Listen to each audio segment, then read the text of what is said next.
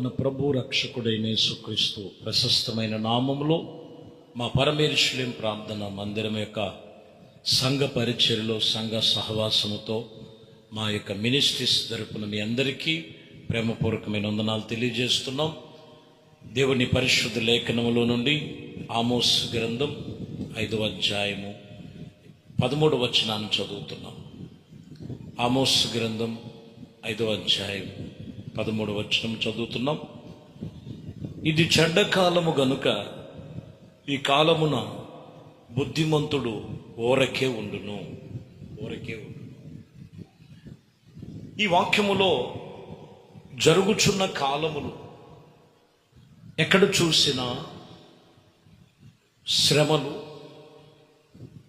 ఉగ్రతలు, నానా విధమైన పరిస్థితులు ఎన్నో విధాలుగా ఉన్నవి. వాక్యం ఇక్కడ చెబుతున్నటువంటి మాటల్లో మీరు గమనిస్తే ఈ చెడ్డ కాలములో నువ్వు ఎలా బ్రతకాలి, ఎలా జీవించాలి? వాళ్ళను చూసి వీళ్ళను చూసి తొందరపడుతున్నావా? ఏ విషయంలో అధైర్యపడద్దు. వాక్యం చెప్తున్న మాట, ఇదిగో ఇది చెడ్డ కాలము గనుక ఈ కాలమందు నువ్వు జాగ్రత్తగా ఎలా ఉండాలంటే బుద్ధిమంతుడు ఊరకే ఉండు. ఊరకే ఉండకపోతే ఏం జరుగుద్ది? రెండో తిమోతి పత్రికలో 3వ అధ్యాయం 1వ వచనంలో చదివితే, అంచె దినములలో అపాయకరమైన కాలములు వచ్చి ఉన్నవని తెలుసుకోవాలి మీరు. అంచె దినములలో అపాయకరమైన కాలములు వచ్చి ఉన్నవి. మనుషులు స్వార్థ ప్రియులు, వింకములాడువారని వాక్యము చెబుతున్న మాట. కాబట్టి అంచె దినాలలో అపాయకరమైన కాలములు వచ్చి ఉన్నది. కాబట్టి ప్రియులరా, నీవు ఊరకే దేవుని సన్నిధిలో నిలిచి ఉండాలి. కొన్నిసార్లు ఊరకే మౌనము వహించబడేటువంటి అనుభవంలో ఉండాలి. తొందరపాటు నిర్ణయాలు, తొందరపడే ఆలోచనలు, తొందరపడే మాటలు, తొందరపడేటువంటి తలంపులు విడిచిపెట్టి ఊరకే నిలిచి ఉండు. అంచె దినాలలో అపాయకరమైన కాలములు వచ్చి ఉన్నది మీరు తెలుసుకోవాల్సిన మాటలు. మత్తయి సువార్తలో 26వ అధ్యాయము 62వ వచనములో ప్రధాన యాజకుడు లేచి, ఇదిగో లేచి నీవు ఉత్తరమిమ్మని చెప్పవా? మీరు నా మీద పలుకుచున్న సాక్ష్యమేమని అడుగుచూ ఉండగా యేసు ఊరకే ఉన్నాడు. చూడండి, అక్కడ అనేక అల్లర్లు రేపుతున్నారు, అనేకమైన పరిస్థితులు కలుగుతున్నాయి. ప్రియమైన దేవుని బిడ్డలారా, వాక్యం చెబుతున్నమాట. ఇక్కడ ఏమైనా రాయబడి ఉన్నదంటే, యేసు ప్రభువారు ఆయన ఊరకే ఉన్నాడు, నోరు తెరవలేదు, మౌనముగా ఉన్నారు. ఎందుకంటే సర్వలోక పాపమును మోసుకొని పోవచ్చున్న దేవుని గొర్రె పిల్లగా వాక్యము సెలవిస్తున్నటువంటి మాట. ఆయన ఎందుకు మౌనము వహించాడంటే, సర్వ మానవాళి పాపములు ఆయన భుజముల మీద వేసుకొని ప్రతి ఒక్కరి పాపములు, దోషములు ఆయన రక్తమును చిందించి రక్షణ కలుగు చేయటానికి ఈ లోకానికి వచ్చారు ఆయన. అందుకైనా బదులు పలకల, ఎక్కడ మాట్లాడలా, ఆయన మౌనముగా ఉన్నాడు, ఊరకే ఉన్నాడు. ఈరోజు బుద్ధిమంతులైతే మీరు ఊరకే ఉండండి. ఊరకే ఎందుకు ఉండమంటున్నారంటే, వాక్యం చెప్తున్న మాట, ఈ దినములు చెడ్డ కాలము గనుక ఇదిగో మీరు బుద్ధిమంతులైతే ఊరకే ఉండండి. చదువుదాము. మత్తయి సువార్తలో మనం చదివాం. 2వ సమూయేలు గ్రంథములో 13వ అధ్యాయము 22వ వచనంలో చదివితే, అబ్షలోము తన అన్నగు ఇదిగో ఆమెనుతో మంచి చెడలేమియు మాట్లాడక ఊరకే ఉండెను. ఇక్కడ మీరు చూసినట్లయితే అబ్షలోము తన అన్నయ్యనటువంటి విషయములో, ఎవరు ఈమె సహోదరియగు తామారుని బలవంతము చేసి, ఇదిగో వ్యతిరేకమైనటువంటి పరిస్థితులు దావీదు గృహములో, దావీదు కుటుంబములో మనం గమనించినటువంటి విషయాన్ని మనం చూడొచ్చు. ఇక్కడ మీరు గమనించినట్లయితే ఊరకే నిలిచినటువంటి అనుభవాలు కొన్నిసార్లు. ఈరోజు ప్రియమైన దేవుని బిడ్డలారా, దేవుని సన్నిధిలో చెడ్డ కాలములు ఉన్నాయి. భయంకరమైన దినములుగా ఉన్నాయి. ఇంకా చెప్పాలంటే వాయా వరుసలు మర్చిపోయినటువంటి పరిస్థితులుగా ఉన్నాయి. కాబట్టి మెలకువ కలిగి, ధైర్యము కలిగి, ప్రభునందు విశ్వాసము కలిగి మీరు మీరు మీరు ప్రతి ఒక్కరు కూడా మీరు జాగ్రత్తగా ఉండవలెనని వాక్యం చెప్తున్నమాట.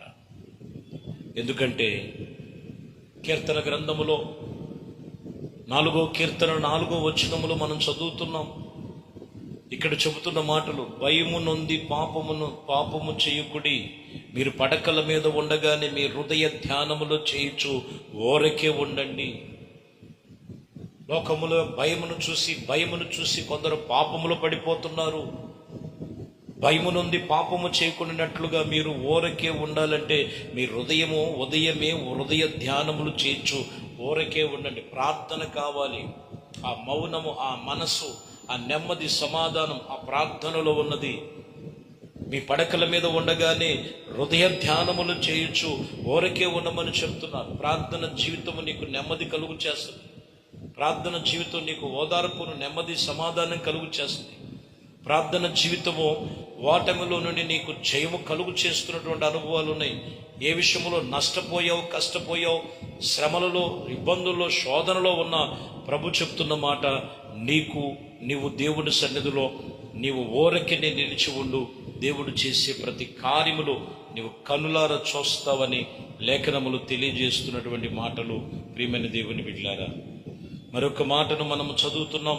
సామెతల గ్రంథములో 13వ అధ్యాయము 3వ వచనములో, తాను నోరు కాచుకునేవాడు తనను కాపాడుకొనెను, ఓరకినే మాట్లాడువాడు తనకు నాశనము తెచ్చుకొనెను. చూసారా, ఎందుకు వద్దని అంటున్నారు?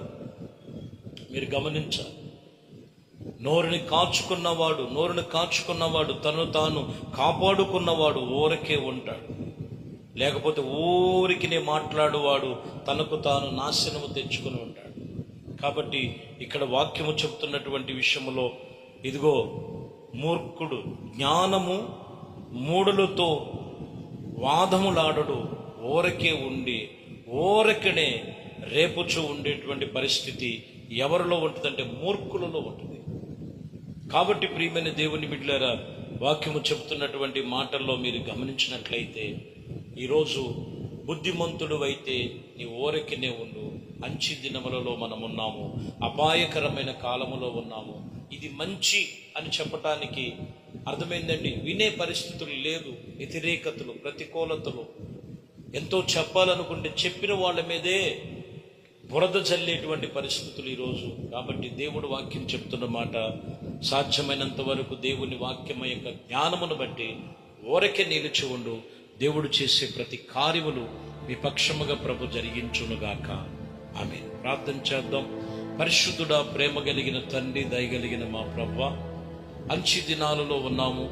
ఈ అంచి దినాలలో ఎన్నో నేరాలు, ఘోరాలు, పోరాటాలు, యుద్ధములు, శోధనలు, సమస్యలు, నానా విధమైనటువంటి మనుషుని పాడు చేస్తూ ఉండగా, ఇవన్నీ కూడా మీ మూల వాక్యములు చెప్తున్న మాట, వాక్యమనే బుద్ధి కలిగి మౌనముగా ఉండమని ప్రభువా మీరు చెప్తున్నారు. ఓరకే ఉండమని.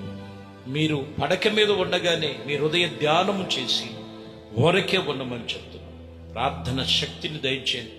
ఉదయం లెగిసి మీ సన్నిధిలో విజ్ఞాపన చేయటానికి మీ కృప దయచేయమని, ప్రతి ఒక్కరి ప్రార్థనలన్నీ కూడా మీరు ఆలకించి ప్రతిఫలమును దయచేయమని యేసయ్య మీకే స్తోత్రాలు చెల్లిస్తూ, ఇదిగోనైనా మీ బిడ్డలు మీ చేతులకు అప్పగిస్తూ ప్రతి విషయములో మీ కృపను అనుగ్రహించమని, ఘనత, మహిమ, ప్రభావాలు మీకే పొందుకోమని నజరేయుడైన యేసుక్రీస్తు నామములో ప్రార్థించి వేడుకొనుచున్నాము తండ్రి. ఆమేన్. ప్రభు మిమ్మల్ని దీవించి ఆశీర్వదించునుగాక.